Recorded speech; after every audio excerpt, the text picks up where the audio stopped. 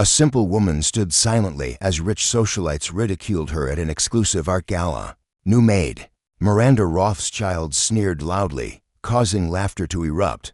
But when a famous art critic arrived, everything changed. They were about to discover Victoria Hayes was richer than all of them combined.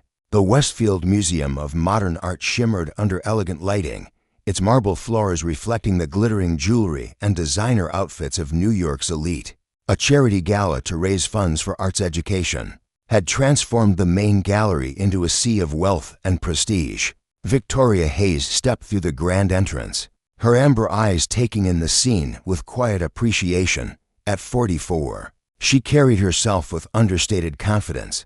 Her simple beige sweater, tailored slacks, and minimal makeup contrasted sharply with the extravagance around her. No diamonds adorned her neck. No designer label flashed from her modest purse.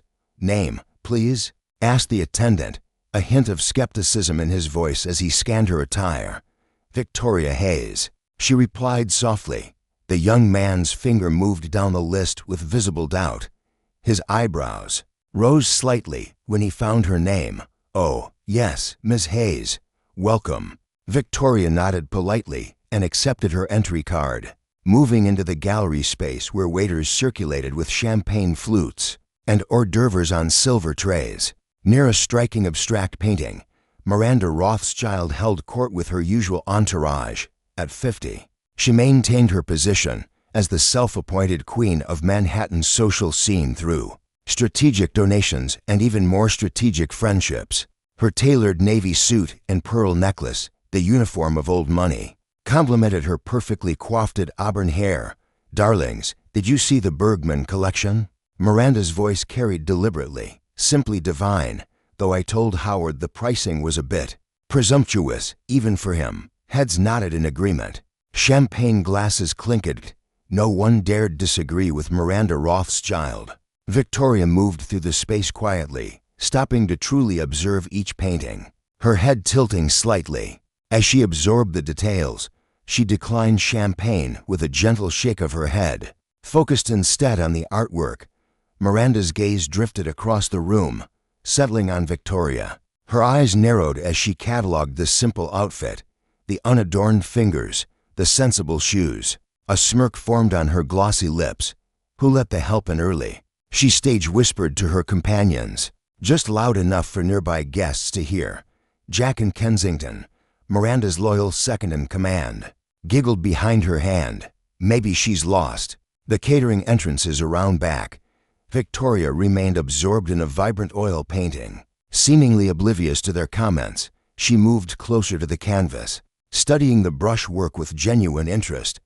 Behind her, footsteps approached. Miranda's perfume, an expensive French fragrance, announced her presence before she spoke. "The artwork is quite expensive," Miranda said with exaggerated slowness as if speaking to a child. "Best not to stand too close. Wouldn't want any accidents." Victoria turned slightly, meeting Miranda's gaze with calm dignity. "Thank you for your concern," she said, her voice quiet but clear. "I was admiring the technique." Miranda's eyebrows arched dramatically. "Oh, you know about technique? How fascinating." Her voice dripped with condescension. She turned to her friends who had gathered like vultures. "She knows about technique, ladies." Laughter rippled through the group. Victoria simply offered a small smile and moved to the next painting, maintaining her composure, though a faint pink had touched her cheeks. Should someone tell her the fundraiser hasn't started yet? The cleaning staff usually finishes before guests arrive, Jacqueline said loud enough for Victoria to hear. Miranda's smile widened, cruel and satisfied. Perhaps she's the new maid, though someone should really tell her about the dress code. More laughter.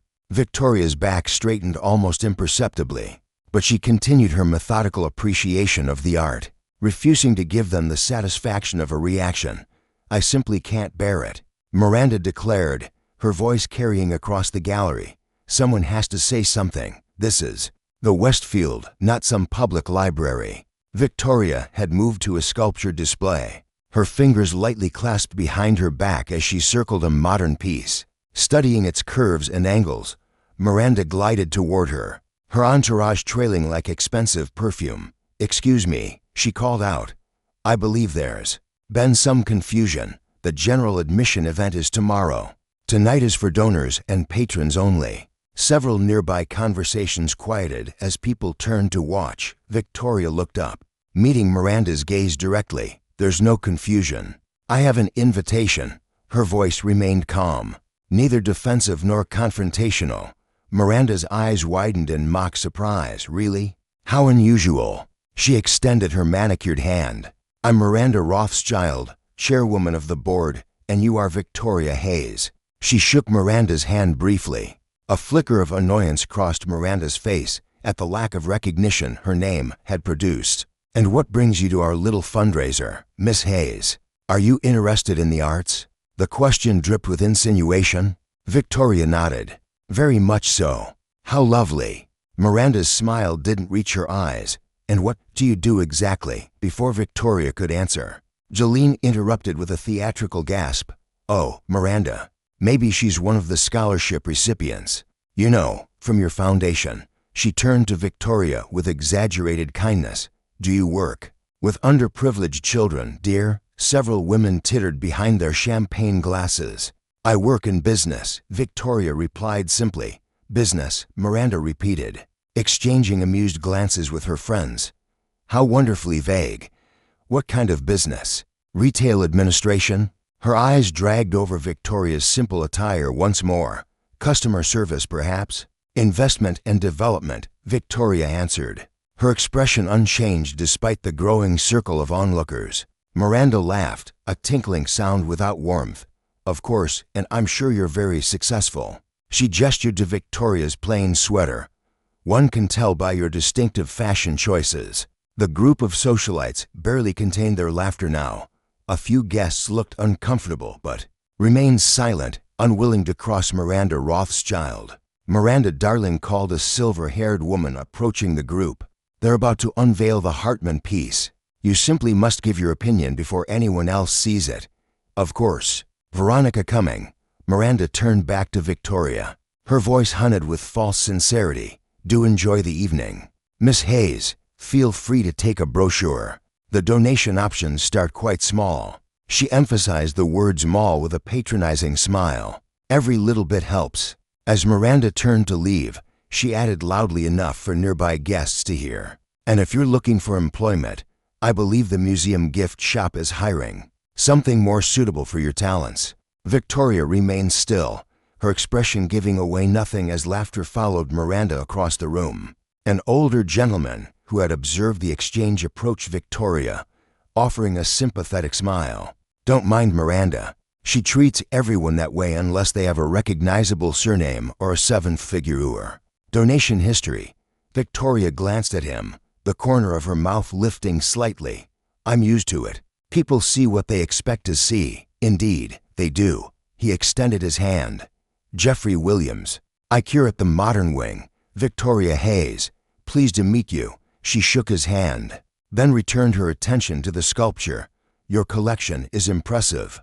Mr. Williams. Jeffrey's eyes lit up with genuine appreciation. You know art, I know what moves me, she replied. This piece, for instance. The tension between structure and freedom. It's quite powerful. Jeffrey looked at her with new interest. That's exactly what the artist intended. Most people miss it entirely. The evening progressed with Victoria moving methodically through the gallery despite Miranda's continuing commentary. Imagine thinking that outfit is appropriate for the Westfield and someone should really tell her. The canopes aren't free. Victoria remained absorbed in the artwork. Jeffrey Williams found himself increasingly drawn to her genuine interest. Unlike most attendees, who barely glanced at the collections between social maneuvers, Victoria asked thoughtful questions about provenance and technique. You mentioned this artist died before receiving recognition, Victoria asked, studying a small but striking canvas tucked in a corner. Jeffrey nodded. Thomas Reed, brilliant, but completely unknown in his lifetime. This piece sold for just $200 at a garage sale in 1982. Now it's worth at least $2 million, Victoria finished. The market for overlooked modernists has exploded in the last decade. Jeffrey's eyebrows rose. You really do know your art. Across the room, Miranda observed their conversation with narrowed eyes. Look at her, she hissed to Jacqueline, monopolizing poor Jeffrey. He's too polite to escape. Jacqueline smirked. Perhaps she's trying to get a discount on a print or a job application, added another socialite. The museum is always looking for security guards. Miranda laughed loudly, drawing attention. Victoria glanced over briefly, then returned to her conversation with Jeffrey. That painting she's so fascinated by looks like something my 5-year-old nephew could create, Miranda declared loud enough to carry. Some people are so easily impressed by splashes of color. Jeffrey frowned at the comment, but Victoria touched his arm lightly. It's all right, she murmured. Not everyone sees value in the same things. Miranda, annoyed at Victoria's composure, approached again, champagne glass in hand. Jeffrey, darling, you're being monopolized. The Harringtons are dying to ask about the new acquisition. Jeffrey hesitated.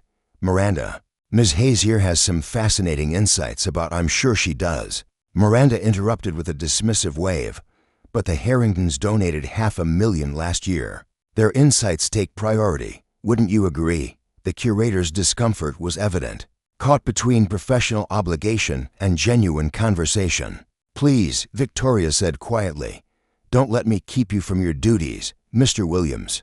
Jeffrey nodded apologetically and allowed himself to be led away by Miranda, who threw a triumphant glance. Over her shoulder, left alone again, Victoria continued her tour of the gallery, now openly followed by Miranda's whispers and pointing. Some guests began to stare, wondering who this plainly dressed woman was, who had somehow earned Miranda Rothschild's focused disdain, probably crashed the event. One woman whispered, "Security is so lax these days."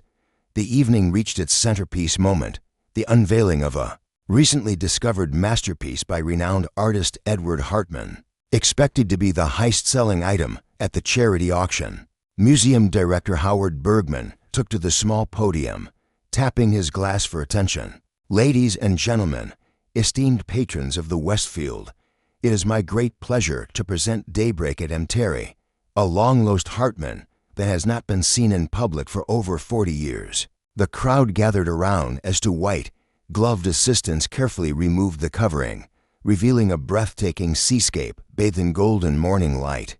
A collective gasp rippled through the room. Victoria moved closer, her expression one of genuine appreciation.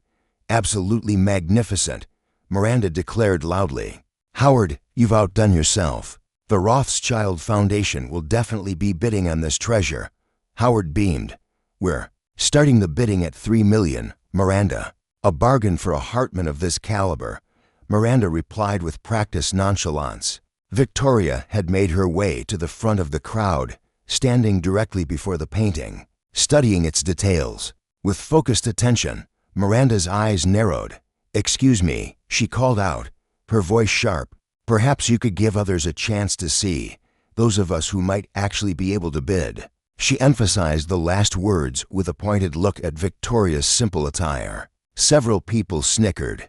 Victoria stepped aside wordlessly, but her eyes never left the painting. "I don't even know why she's still here," Jacqueline stage whispered. "It's like watching someone window shop for a Ferrari in their pajamas." Miranda's laugh was cutting. "Some people have no sense of their place. It's embarrassing, really." Victoria finally turned, meeting Miranda's gaze directly for the first time. Something in her quiet dignity made Miranda falter momentarily.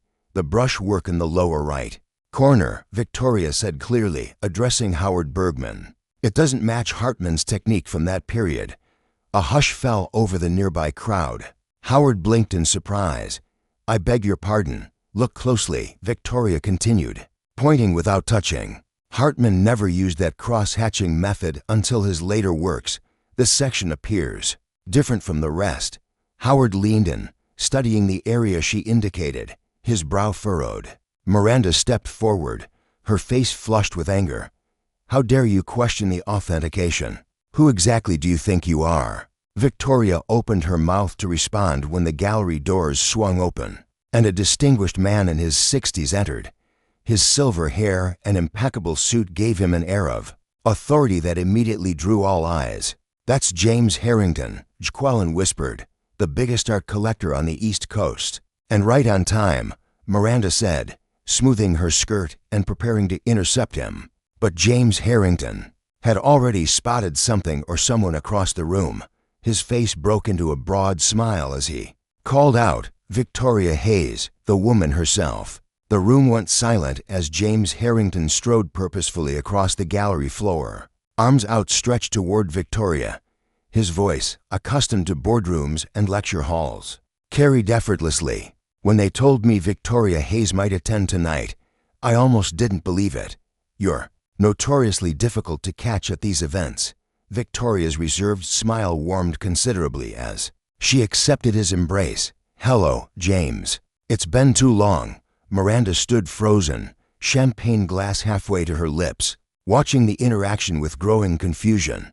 James Harrington, whose collection was valued at over $300 million, whose opinion could make or break an artist's career, was embracing the woman she'd been ridiculing all evening.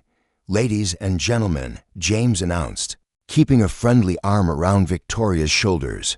"For those who don't know, you're in the presence of greatness tonight. Victoria Hayes rarely graces these events with her presence." Howard Bergman hurried forward, confusion etched on his face. "Mr. Harrington, you know Miss Hayes, know her?" James laughed heartily. "My God, man. Everyone in the art world knows Victoria Hayes, or they should." He turned to Victoria with admiration. "Your foundation's work preserving indigenous art forms alone would be legacy enough, but your eye for emerging talent is simply unmatched." Jeffrey Williams stepped forward, comprehension dawning on his face. "You're that Victoria Hayes of Hayes Ventures." Victoria nodded, her expression remaining modest.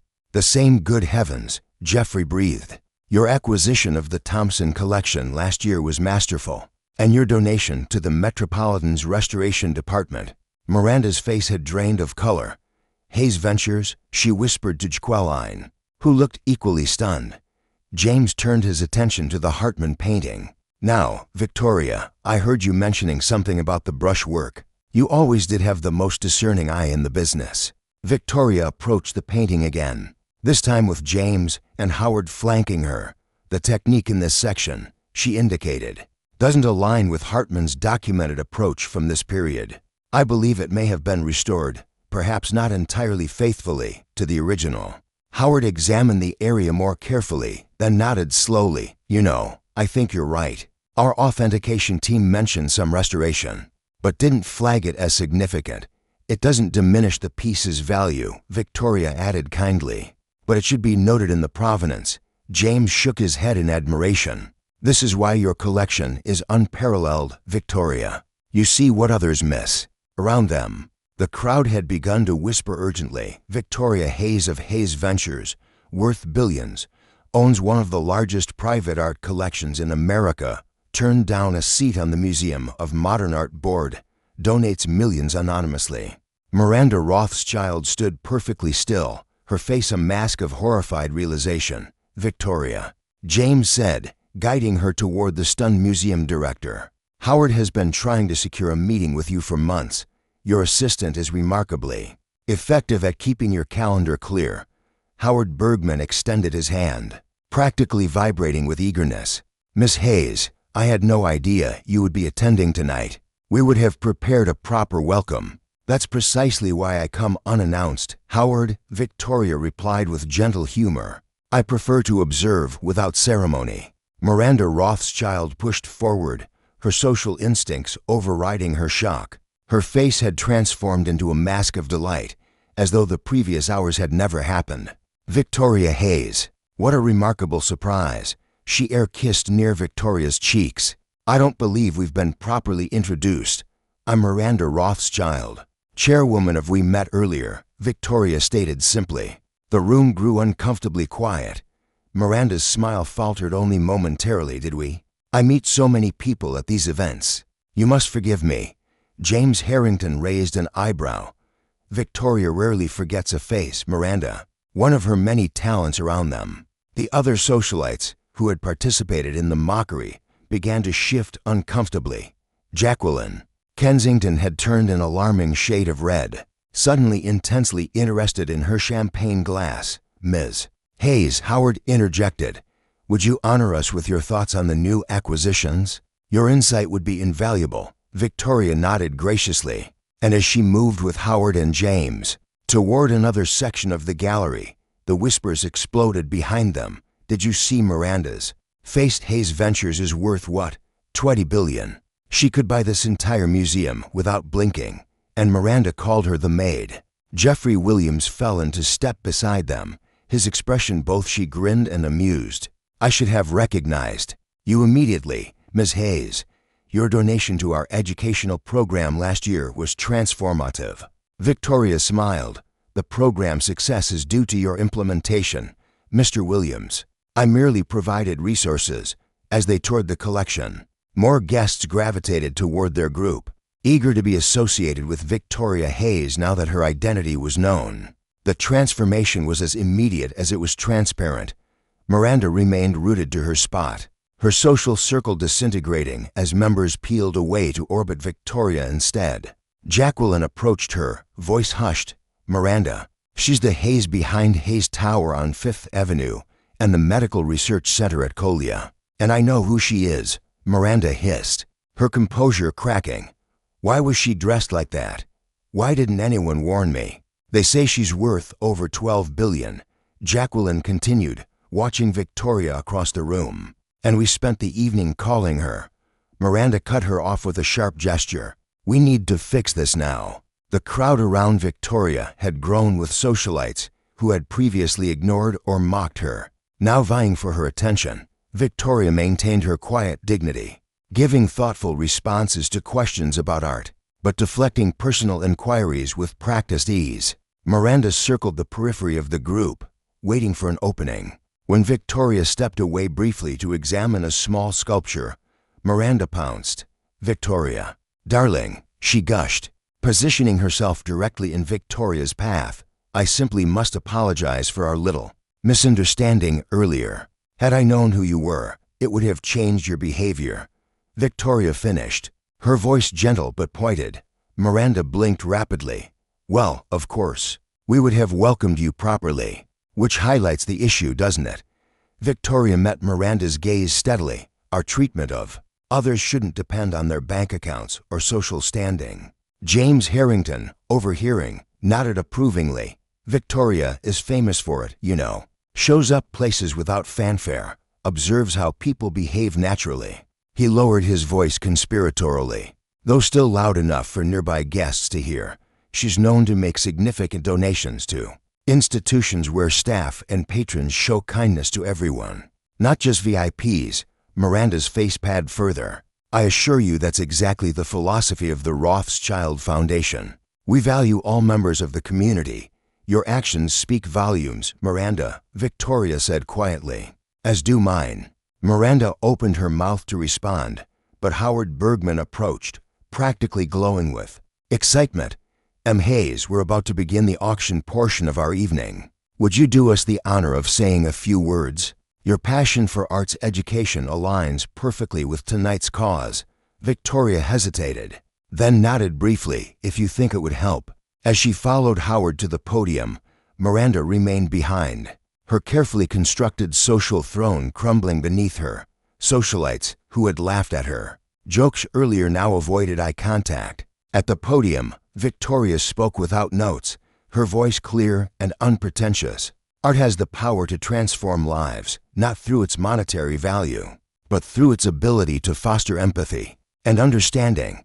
When we support arts education, we're investing in a future where people see beyond surfaces to appreciate the depth and complexity beneath. Her words carried a subtle rebuke that wasn't lost on the audience. Several guests glanced uncomfortably at Miranda, who maintained a rigid smile even as her knuckles whitened around her clutch purse. The auction began with Victoria's presence electrifying the room. Bids climbed higher than expected as donors competed for recognition. When the contested Hartman painting came up, the bidding quickly soared past 5 million. Miranda bid aggressively, desperate to salvage her reputation. 6 million, she called out, her voice strained, but triumphant. The auctioneer acknowledged her bid, scanning the room. 6 million from Mrs. Rothschild. Do we have 65? Victoria raised her paddle slightly. 10 million. The room gasped collectively. 10 million from Ms. Hayes. The auctioneer stammered. Going once. Miranda's face crumpled in defeat. The auction concluded with Victoria's unprecedented $10 million purchase of the Hartman painting, instantly setting a new record for the Westfields' annual fundraiser. Applause filled the gallery as Victoria signed the necessary paperwork. "What will you do with the painting?" a reporter asked, having rushed over from the press section. Victoria smiled. "Donate it back to the museum's permanent collection with one condition: that it be displayed in the educational wing, where students can study it." More applause erupted. Howard Bergman looked close to tears of joy. James Harrington chuckled beside her. "Always teaching lessons, Victoria, in more ways than one." As the evening wound down, Victoria prepared to leave. The crowd parted respectfully. Faces that had earlier shown disdain now beaming with admiration. Jeffrey Williams approached to say goodbye. "Ms. Hayes, thank you for your generosity tonight, and I must apologize for not recognizing you earlier." Victoria shook her head. "No apology needed. Mr. Williams, you treated me with respect before you knew my name or net worth. That speaks to your character." She glanced meaningfully across the room where Miranda stood isolated, her social circle having disintegrated. True character reveals itself in how we treat those we believe can do nothing for us. Near the exit, Miranda made one last desperate attempt at reconciliation. Stepping into Victoria's path, "Victoria, I do hope you'll accept my invitation to the Rothschild Foundation luncheon. Next month, we'd be honored to have someone of your perspective join us." Victoria regarded her thoughtfully. "Thank you, Miranda, but I'm quite selective about where I spend my time these days." She paused, then added kindly, "Perhaps consider that the new maid you meet tomorrow might be worth knowing for who she is, not what she owns." Miranda flinched at her own words being reflected back to her. Victoria continued toward the door, where her driver waited. James walked her out, chatting amiably. Behind them, the social hierarchy of the room had been permanently altered. Whispers followed in Victoria's wake. "They say she wears simple clothes everywhere. Donated half her fortune to education programs. Never puts her name on buildings despite funding them." Victoria Hayes had entered the Westfield Gallery as an invisible woman and left as its most memorable presence, not because of her wealth, but because of the quiet dignity with which she carried it. In her wake, she left a powerful reminder that true worth can't be measured by designer labels or social connections, but by how we treat others when we think no one important is watching. If this story touched your heart, remember that appearances never tell the whole story. The cashier you meet, the janitor you pass, the quiet person in simple clothes, any of them might be extraordinary in ways you'd never imagine. Have you ever judged someone too quickly only to be surprised by who they really were? Share your experience in the comments below. Don't forget to subscribe for more stories that remind us to look beyond the surface and let us know where you're watching from. Until next time, remember, kindness costs nothing, but its value is immeasurable.